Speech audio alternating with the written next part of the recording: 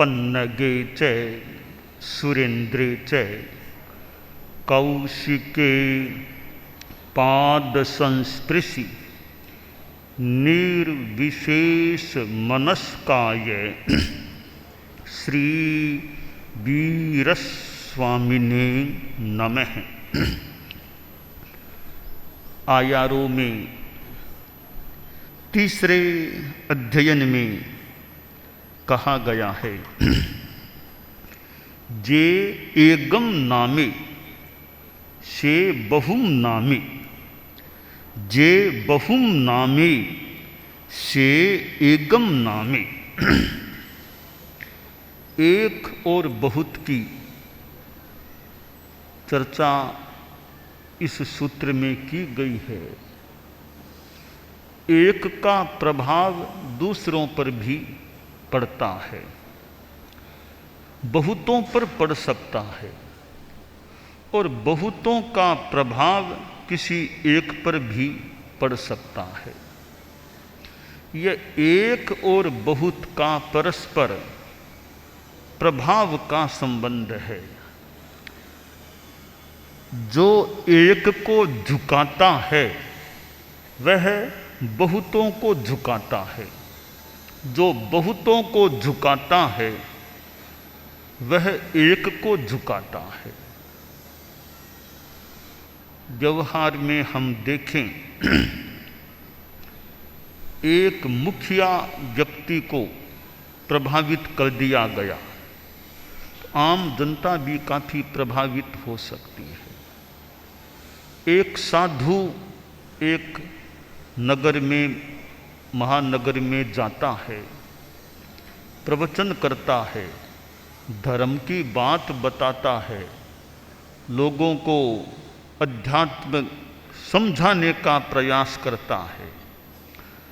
अगर वहाँ का जो मुखिया, राजा, मंत्री जो भी है, वो उस बात को समझ गया, वो धर्म को समझ गया और धर्म को उसने स्वीकार कर लिया, तो वह उस साधु का भक्त बन गया। और वह साधु के सामने झुकता है, वंदन करता है।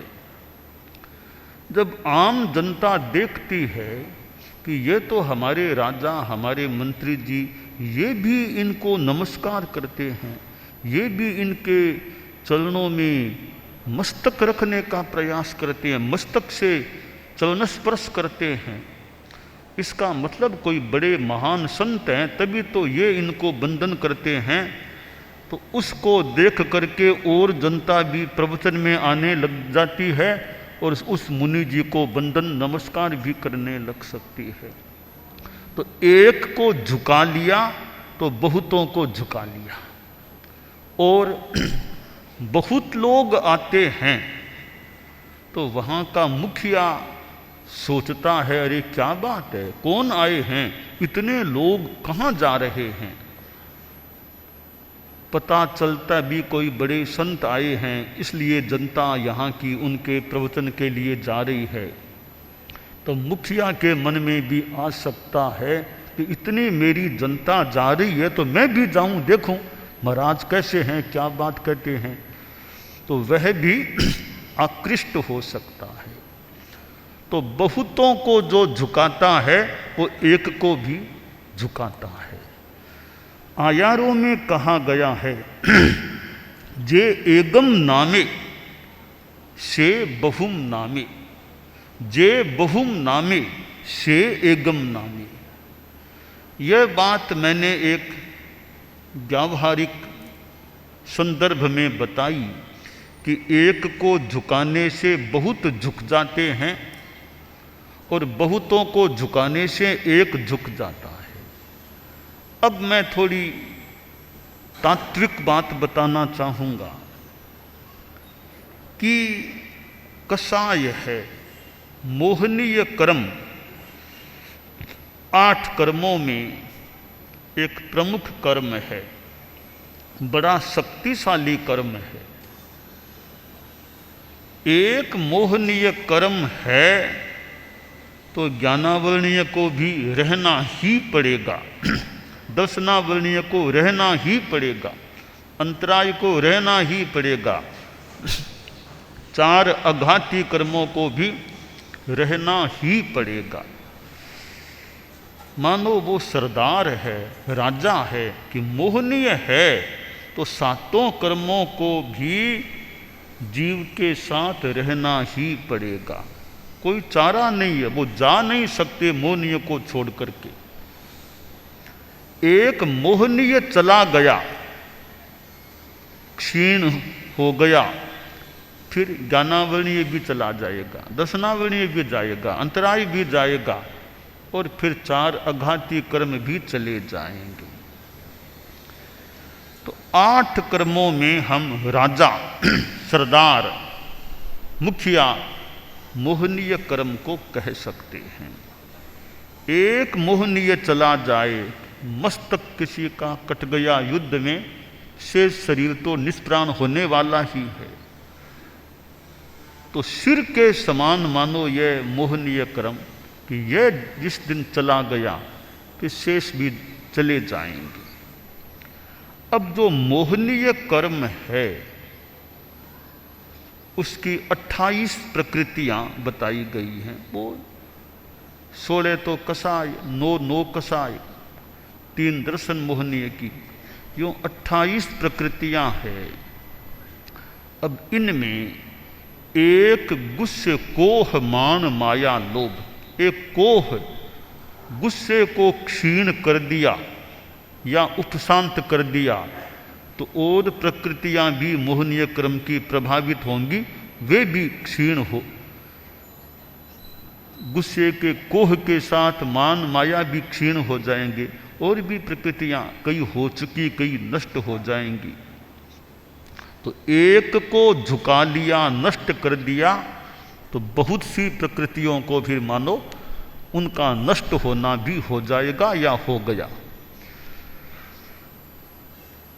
गुणस्थानों के क्रम में 7 गुणस्थान तक तो मान लें, वहाँ भी थोड़ा थोड़ा, जैसे चौथा गुणस्थान है, चौथा गुणस्थान क्षायिक सम्यक्त्व वाला भी हो सकता है, चौथा गुणस्थान उपसम सम्यक्त्व वाला भी हो सकता है, और भी क्षयोपसम सम्यक्त वाला होता ही है। अनेक प्रकार की सम्यक्त्वों वाला चौथा गुणस्थान अलग अलग टाइप का हो सकता है। आगे हम देखें कि 7वें गुणस्थान के बाद ये जो चारित्र मोहनीय की प्रकृतियों का फिर जो क्रम बनेगा, वो 2 क्रम हैं, उपसम या क्षय।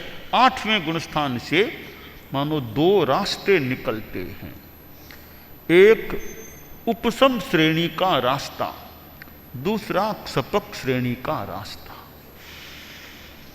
जो साधु उपसम श्रेणी के रास्ते से आगे बढ़ता है, वह कसायों को क्षीण नहीं करता है, शांत करता है, दबाता है, आगे बढ़ेगा। 8वां, 9वां, 10वां, 11वें तक जा सकेगा। 11वें तक उसका दबाने का कार्य चलता रहा, पर आगे अब रास्ता नहीं है। दबाने से वो बहुत बढ़िया संभवतः काम नहीं होता। एकदम उन्मूल कर दें, वो काम तो पक्का हो जाएगा। दबाया है वो फिर कभी उभर जाता है, उभर सकता है।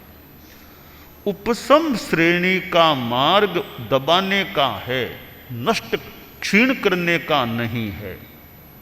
तो जो साधु 8वें गुणस्थान से उपसम श्रेणी का मार्ग लेता है, वह कसायों को उपशांत करता है, क्षीण नहीं करता।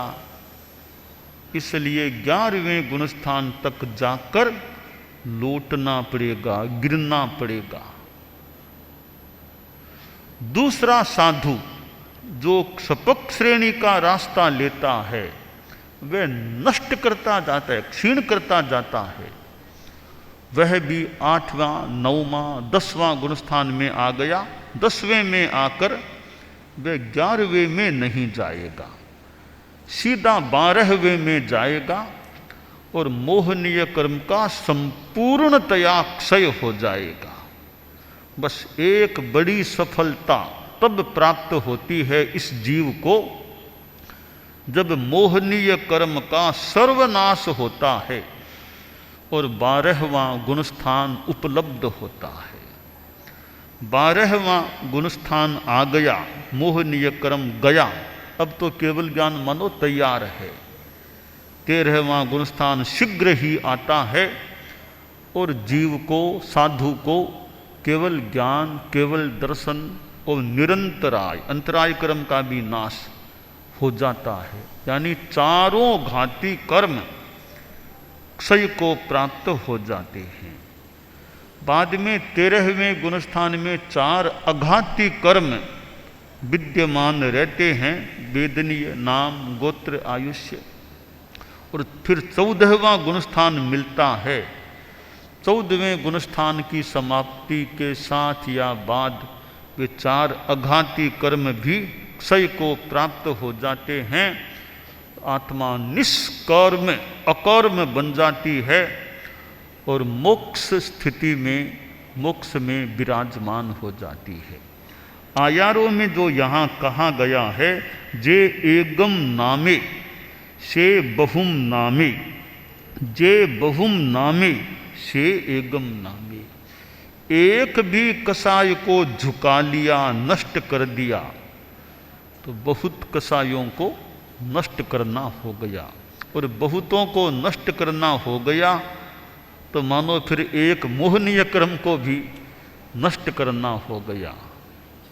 एक मोहनीय को क्षीण कर दिया तो बहुत सी प्रकृतियों को क्षीण कर दिया, और बहुत सी प्रकृतियों को क्षीण कर दिया तो एक मोहनीय को मानो क्षीण कर दिया। यह एक और बहुत का एक परस्पर प्रभाव या निष्पत्ति का जो एक कथन है जो शास्त्रकार ने यहाँ प्रस्तुत किया है कि नामे है, तो बताया गया है नामन और उपशमन एक ही बात है, एकार्थक है। तो यहाँ उपशमन है और वैसे दूसरा मार्ग है वो क्षय का होता है। अब प्रश्न है कि यह कसाय को नष्ट करने की जो बात है वो कैसे हो। हम जो साधु साध्वियाँ या श्रावक श्राविकाएं और भी गृहस्थ हैं कि मोहनीय कर्म को कमजोर करें। देखिए, पूरा तो क्षीण होना वर्तमान जन्म में इस भरतक क्षेत्र में परंपरागत जो मान्यता है उसके अनुसार संभव है नहीं। पूर्णतया मोह का नाश संभव नहीं, परंतु उस दिशा में आगे तो बढ़ सकते हैं ना। 100% सक्सेस नहीं भी मिले तो 60% मिल जाए, 70% तो भी अच्छा है। काफ़ी काम हो गया तो निकटवर्ती भविष्य के जन्मों में पूरा काम भी कर सकेंगे। तो मोहनीय कर्म को हम कैसे कमजोर करें। गुस्सा, अहंकार, माया, लोभ, राग, द्वेष, घृणा, इधर दर्शन मोहनीय में सम्यक्त्व है, मिथ्यात्व है। सम्यक्त्व है तो और कैसे अच्छी रहे। अब सम्यक्त्व है, सायिक सम्यक्त्व आ गई है, फिर तो पक्का काम हो गया। परमानेंट सम्यक्त्व आ गई। परमानेंट और टेम्परेरी, आपको परमानेंट नौकरी मिल गई, फिर आप निश्चिंत है, परमानेंट काम हो गया, अब नौकरी मिलती रहेगी, चिंता नहीं। तो नौकरी टेम्परेरी मिली है, भी 12 महीना के लिए रखते हैं, 6 महीना के लिए, तो थोड़ी चिंता भी 6 महीनों के बाद पता नहीं रखेंगे कि नहीं रखेंगे, 1 साल के बाद पता नहीं रखेंगे या हटाएंगे। थोड़ी अनिश्चितता रहती है। परमानेंट काम हो गया, नौकरी आपकी परमानेंट है, जो परमानेंट दे दिया, अब आप निश्चिंत है भाई, बरसों तक भले मैं आराम से काम करूं, कोई मुझे आर्थिक यूं इस चिंता नहीं है, नौकरी मेरी परमानेंट है। तो यह क्षायिक सम्यक्त्व है, वो परमानेंट सम्यक्त्व है। एक बार क्षायिक सम्यक्त्व आ गई, अब अनंत काल में कभी भी वो सम्यक्त्व भविष्य में कभी भी जाने वाली है नहीं, हमेशा बनी रहेगी। संसारी अवस्था में जीव है तो भी क्षायिक सम्यक्त्व है, और मोक्ष में भी आत्मा चली जाएगी, वहाँ भी वह सम्यक्त्व बना रहेगा। सिद्ध भगवान होते हैं, उनमें 4 आत्माएं होती हैं। द्रव्य आत्मा है, उपयोग आत्मा है, ज्ञान आत्मा है, तो दर्शन आत्मा। ये 4 आत्माएं सिद्धों में रहती हैं। तो दर्शन आत्मा है तो वो सम्यक्त्व है भीतर में, तो वो दर्शन आत्मा वहाँ भी कहीं नहीं जाएगी, नष्ट नहीं होगी, बनी रहेगी। तो सम्यक्त्व हमारा क्षायिक रूप में हो जाए फिर तो कहना ही क्या, उतना मान लो अभी नहीं है या न हो पाए तो काफ़ी मजबूत हो जाए, काफ़ी निर्मल हो जाए। अब प्रश्न है, सम्यक्त्व को कैसे ज़्यादा शक्तिशाली और मजबूत बना सकते हैं? उसके लिए 3 बातें यथा कल्पना बताई जा रही हैं। पहली बात है कि तमेव सत्यम निसंकम जंग जिनेहिम पवेयम, कि वह सत्य ही है या वही सत्य है जो जिनों केवलियों ने प्रवेदित किया है। वह तत्व सत्य ही है, निस्संदेह है, वही सत्य है, वह सत्य ही है।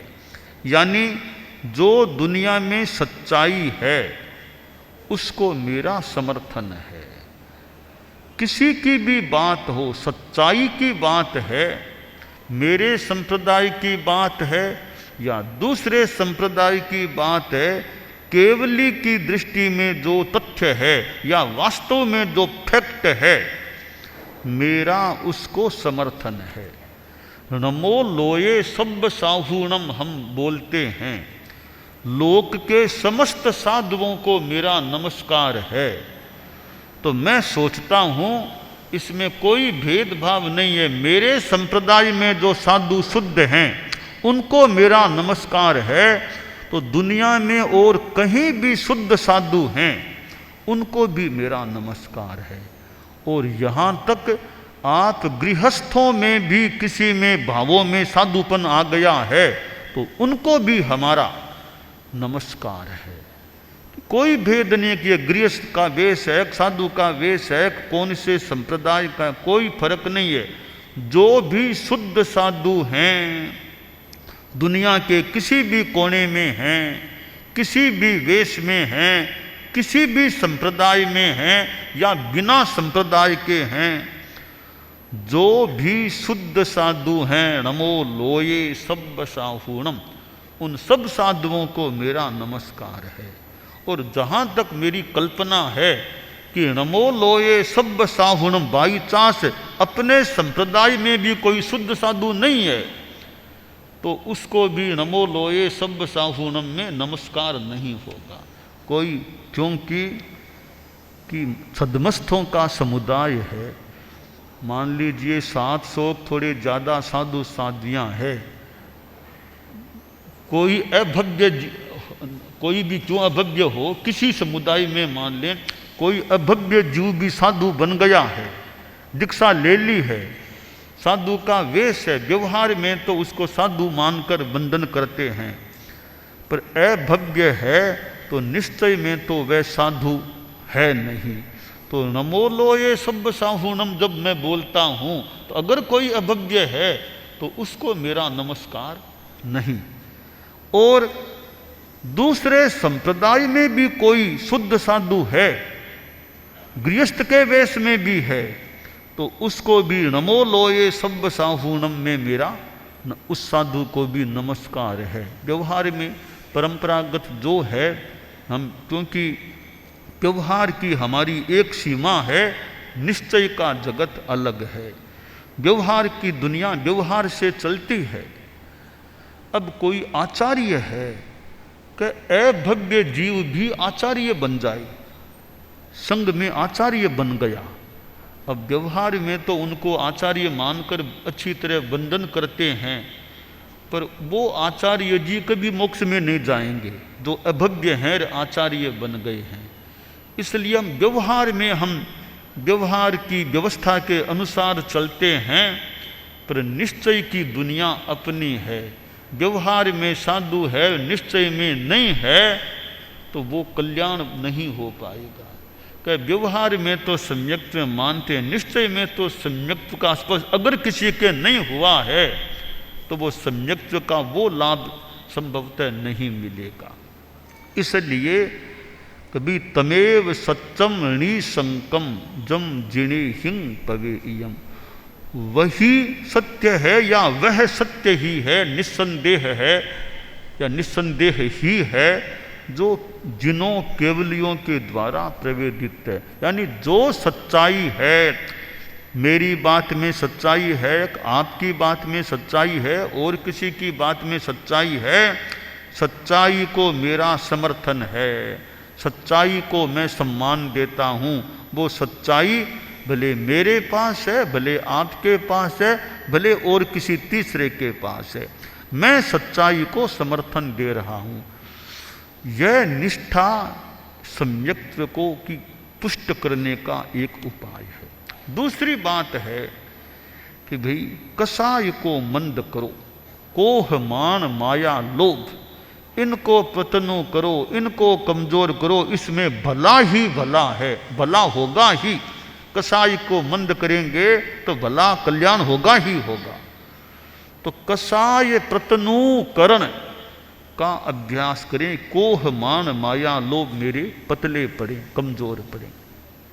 तीसरी बात है तत्व को अनाग्रह भाव से समझने का, पकड़ने का प्रयास करें। तत्व है क्या, किं तत्तम, तत्व क्या है, उसको अनाग्रह भाव से हम समझने का प्रयास करें। दुराग्रह कहीं नहीं करना कि भाई आप, मेरी बात सारी सही ही है, हो सकता है सही हो सकता है कहीं समझने में भी कि अब मेरी 10 साल पहले मैं जो सोचता था, 10 साल के बाद मेरी समझ में फर्क आ गया। 10 साल पहले जो मैं सोच रहा था वो बात ठीक नहीं थी, अब मुझे नई अच्छी बात मिल गई है।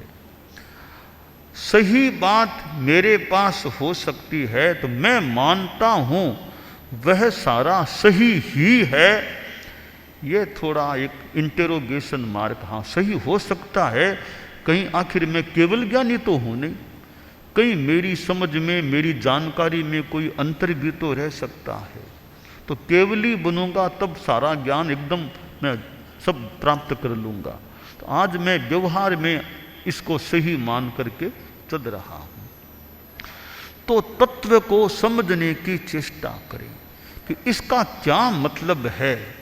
हो सकता है आज जो मतलब मेरे दिमाग में, वो मतलब 20-20 साल बाद सोचूंगा अरे नहीं, इसका अर्थ यह होना ज़्यादा ठीक, यह सही अर्थ लग रहा है। तो कई बार हमारा एक कालावधि के बाद थोड़ा चिंतन में परिवर्तन, चिंतन में विकास भी हो सकता है। आज मैं आगम का मान लो जो अर्थ समझ रहा हूँ, मान लो 10-20 साल पढ़ते पढ़ते, स्वाध्याय करते करते लगे रहे, इसका तो यह अर्थ ज़्यादा ठीक लग रहा है। तो चिंतन में बदलाव आ जाए, निर्णय में बदलाव आ जाए कि नहीं यह बात ऐसे होनी चाहिए। पहले मैं सोचता था तब मेरा वो मानना, अब जो नए नए ग्रंथों को मैंने देखा और मेरा ज्ञान भी बढ़ा, अब मुझे यह अर्थ लग रहा है। तो हमारा दुराग्रह नहीं कि भी मैं तो वही मानूंगा कि बाप तलाई जान न खावे गार गिवार। एक आदमी था, कोई छोटी तलाई थी, उसमें थोड़ा पानी था, थोड़ा कीचड़ सा मिला हुआ था, यूं गंदा सा पानी था। उसके आगे एक बढ़िया तालाब, साफ पानी का तालाब था। तो एक आदमी उस छोटी तलाई में जो गंदा कीचड़ का वो सा गार वो यहाँ पीने की चेष्टा कर रहा था। तो किसी राहगीर ने कहा, रे आगे बढ़िया तालाब है, साफ पानी, वहाँ पी लो, तो गंदा कीचड़ है, क्या क्या पीते हो। तो वो आदमी कहता, साहब मैं तो यही पीऊँगा, बाप तलाई है, मेरे बाप की तलाई है, इसलिए इसी का पानी पीऊँगा, वो साफ भी नहीं पीऊँगा। कहा भी साफ है वो पियो, या गंदा क्यों, ठीक है तुम्हारे बाप की है, अब कीचड़ हो गया तो इसको क्यों पीते हो, साफ पानी पी लो। तो ये दुराग्रह मान लो, कुछ भी मान लो कि भाई सही यानी साफ पानी है तो उसको नहीं पी के ये गंदा पानी क्यों पीते हो। हाँ, साफ नहीं मिले तब तो है, उससे मान लो जैसे तैसे काम चलाना पड़े, पर साफ है फिर उसको मैं क्यों नहीं पीऊँ। अर्थात दुराग्रह हमारा न हो, कभी तत्व को समझने की चेष्टा करें, सही अर्थ क्या होना चाहिए। हम अनाग्रह भाव से पढ़ते हैं और प्रतिभा अच्छी है तो हमें बहुत अच्छी और सत्य या सत्य के निकट की जानकारियां भी मिल सकती है। तो यह तीन बात का एक गुच्छा कि एक तो सच्चाई को समर्थन, जो सच्चाई उसको मेरा समर्थन। नंबर 2, कसाइयों को मंद करने की, प्रतनु करने की साधना। और नंबर 3, अनाग्रह भाव से तत्व बोध करने का, तत्व को समझने का प्रयास। इन 3 चीजों से हमारी सम्यक्त्व की निर्मलता पुष्ट रह सकती है, पुष्ट हो सकती है। और इधर फिर देव गुरु धर्म के प्रति आस्था, हमारी देव धर्म के प्रति निष्ठा, श्रद्धा, कि श्रद्धा मजबूत है कि धर्म को पा लिया, तत्व को समझ लिया, अब मेरा निष्ठा का भाव कि भाई ना मैंने इस तत्व को पा लिया, एकदम सही तत्व मुझे लगा, जान के लिया, अभी भी सही लग रहा है, अब मेरी इस पर श्रद्धा है। वो सद्दहा मीणम बनते निगंथम पावयनम, रोए मीणम बनते निगंथम पावयनम। ये जो पाठ हैं, कभी निर्ग्रंथ प्रवचन पर मैं श्रद्धा करता हूँ, इतना बढ़िया पथ मुझे मिला है, इतना बढ़िया धर्म मिला है, अब मेरी इस पर श्रद्धा है। देवता भी यदि डिगाए तो न डिगना चाहिए।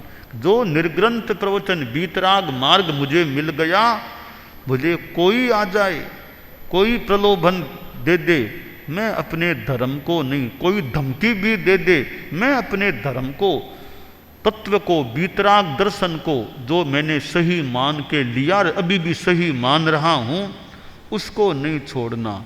तो प्रलोभन और भय दोनों ही हमें डिगा न सके, ऐसी हमारी श्रद्धा रहेगी। धर्म हमने बीतराग धर्म मिल गया है, तो आस्था ठीक है, पालन तो जितना कर सके उतना करें, नहीं भी कर सके पूरा, निष्ठा तो रहना। आप गृहस्थ हैं कि आपने मान लो जिन धर्म केवली प्रज्ञप्त कर दें, जिन धर्म कह दें, जो भी उसको समझार स्वीकार कर लिया, ठीक है, साधुपना ले सकें न ले सकें, पर जिन धर्म बीतराग दर्शन निर्ग्रंथ प्रवचन के प्रति श्रद्धा तो मजबूत रहे ना।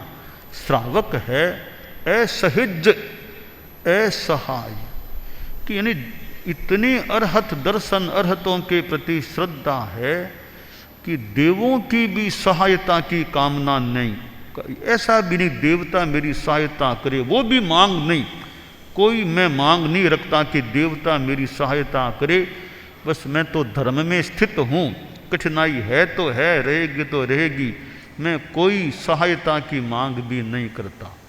वो बहुत एक विशिष्ट स्थिति श्रद्धा आस्था धर्म की हो सकती है। तो सम्यक्त्व को संपुष्ट रखना और अपनी आस्था धर्म के प्रति मजबूत। कभी जो मार्ग मुझे निर्ग्रंथ प्रवचन का मिला है, अहिंसा, तप, संयम, ये चीज़ें मिली है, तो इनके प्रति मेरी निष्ठा है, मुझे धर्म को नहीं छोड़ना। कष्ट थोड़े आए तो आ जाएं, पर कष्टों से मुक्त होने के लिए धर्म को छोड़ने के मूल्य पर मैं कोई बात नहीं कर सकता। तो ये हमारी श्रद्धा मजबूत रहे। तो आयारों में यहाँ कहा गया, जे एगम नामे से बहुम नामे, जे बहुम नामे से एगम नामे। एक को झुकाता है वह बहुतों को झुकाता है, जो बहुतों को झुकाता है वह एक को झुकाता है।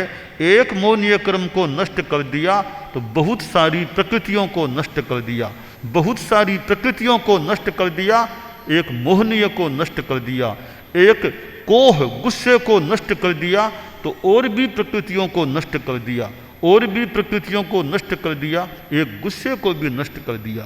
यह एक और बहुत का संबंध आयारों के इस सूत्र में बताया गया है।